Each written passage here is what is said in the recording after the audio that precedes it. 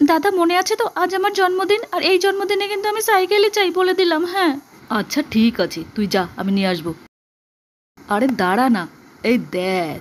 আরে বা, আমার নতুন সাইকেল, হ্যাঁ কি মজা, থ্যাংক ইউ দাদা। শোন, আমি ঘরে যাচ্ছি, তুই কিন্তু সাইকেল নিয়ে রাস্তা দিয়ে যাবি না।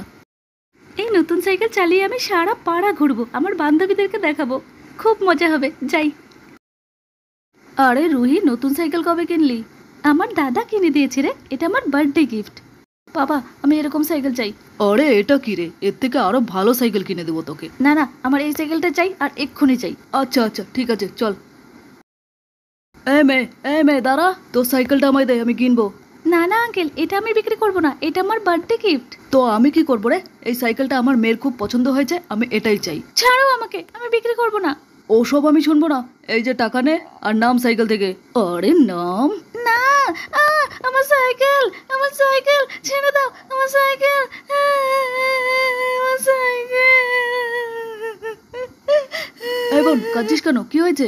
একটা আঙ্কেল এসে জোর করে আমার সাইকেলটা নিয়ে চলে গেছে। কি?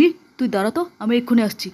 ও আঙ্কেল দাঁড়াও বলছি, আমার বোনের সাইকেলটা দিয়ে দাও, নাহলে খারাপ হয়ে যাবে কিন্তু বলে দিলাম। হ্যাঁ এই নাও, তোমার টাকা তোমার কাছেই রাখো, তুমি এই টাকা দিয়ে আমার বোনের খুশি কিনতে পারো না। এই বোন নামো। এই তো আমার সাইকেল, কি মজা, থ্যাংক ইউ দাদা। তোমার দাদা আছে, থাকলে ইয়েস লেখো, না থাকলে নো লেখো।